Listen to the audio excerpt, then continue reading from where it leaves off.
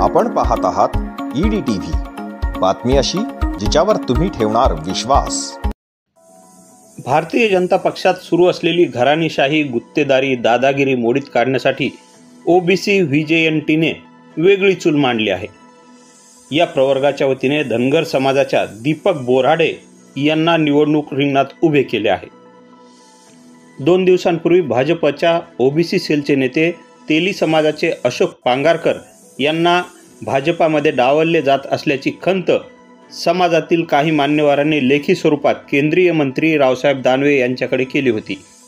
त्यानंतरही त्यांच्या या मागणीकडे कदाचित लक्ष दिले नाही, म्हणून आता ओबीसी व्हीजेएनटींनी वेगळी चूल मांडण्याचा निर्णय घेण्यात आला आहे।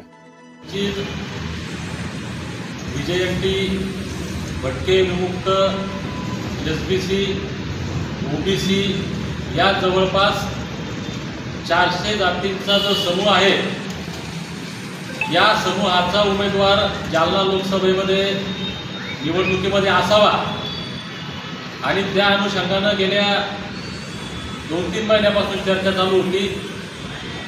या प्रक्रियेमध्ये भाजपचा उमेदवार बराच अगोदर डिक्लेअर झाला, काँग्रेस पक्षाचा उमेदवार डिक्लेअर होण्याचा बाकी होता आणि काँग्रेस ओबीसी समूहाला न्याय देईल आणि ज्या जालना जिल्ह्याच्या मधून ओबीसीचं एक संपूर्ण वातावरण या राज्यभरामध्ये 7-8 महिन्यामध्ये आपण पाहतोय, प्रचंड असं तापलंय, तर इथं ओबीसीला न्याय देण्याचा प्रयत्न होईल अशी अपेक्षा होती। परंतु परवा त्या ठिकाणी काँग्रेसचाही उमेदवार ओबीसी दिला गेला नाही आणि मग आम्ही जे 8-10 लोक या ठिकाणी निवडणूक लढण्यासाठी इच्छुक होते, त्याच्यापैकी कालच्या बैठकीमध्ये सर्वानुमते निर्णय झाला आणि त्या 2-3 महिन्यापासून आमची जी चर्चा चालू होती की उमेदवार कोणत्या पक्षाचा असावा, कोणत्या जातीचा असावा, हा आमचा मुद्दा नव्हता, तर तो ओबीसीमधील सक्रिय कार्यकर्ता असावा, की या ओबीसीच्या लढ्यामध्ये त्याचं काहीतरी योगदान असावं, या उद्देशानं आमची बांधणी सुरू होती।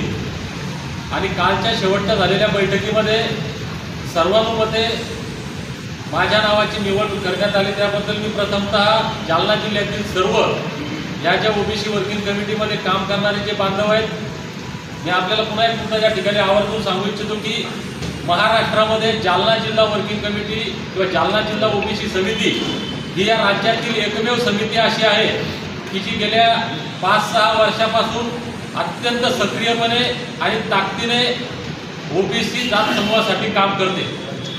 जालना जिल्हा या राज्यातील एकमेव जिल्हा असा आहे की या जिल्ह्यामध्ये ओबीसी व्हीजेएनटी समूहाचं एक अधिकृत कार्यालय कार्यरत आहे आणि या सर्व बांधवांनी खरं म्हणजे माझ्यापेक्षा चांगले ताकदीचे उमेदवार होते, पण सर्वानुमते या ठिकाणी माझी निवड केली गेली, त्याबद्दल मी पहिल्यांदा सर्व वर्किंग कमिटीचे आभार व्यक्त करतो।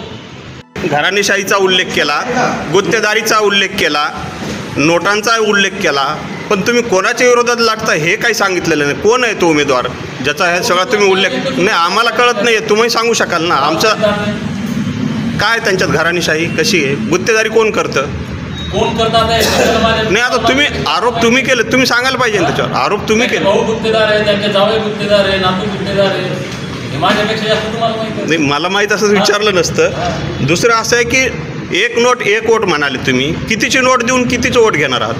10ची नोट दिली तरी आम्ही घेणार, 50ची दिली तरी घेणार। देणार कितीची? 1 नोट कितीची देणार कितीची? देणार कितीची? म्हणजे नोट 1 नोट 1 वोट म्हणले तर उमेदवाराला मतदारांना नोट आम्ही मतदाराकडून 1 नोट घेणार। अच्छा, मतदाराकडून 1 नोट घेणार आणि 1 वोट पण घेणार। आम्ही देणार नाही, आम्ही देणारे नाही। आणि दुसरं असेल आम्ही जर पैसा वाटू तर आम्ही सुद्धा या लोकांसारखे लुटू, पण वाटायचा आहे नाही, लुटायचा आहे। आंबडला जो तुमचा ओबीसीचा मोर्चा झाला होता, जी सभा झाली होती, त्या सभेसाठी जालन्यातल्याच एका प्राध्यापकामुळं अनेक जण गेलेले नव्हते, तर मग परत त्यांना तुम्ही तुमच्यासोबत घेणार आहेत का? मला समजलं नाही। आंबडला तुमची ओबीसीची सभा झाली होती मनोज जरांगेंच्या विरोधात, त्यावेळेस जालन्यातलाच एक प्राध्यापक पदाधिकारी जो संस्थाचालक आहे, त्याच्यामुळं अनेक दुसरे ओबीसीचे नेते गेले नव्हते की ते आहेत तिथं आम्हाला नाही जायचं म्हणून। नाही, आमच्या तर निदर्शनात अशी कुठली गोष्ट आली नाही। जालना जिल्हा ओबीसी म्हणून आम्ही आता गेल्या म्हणजे तुम्ही अंबडच्या सभा सांगताय, हो. आम्ही मागच्या 5-6 वर्षापासून आम्ही जे एक टीमवर्क म्हणून काम करतो, ते सगळे ओबीसी मधील सगळे जाती घटक एकत्र काम करतात.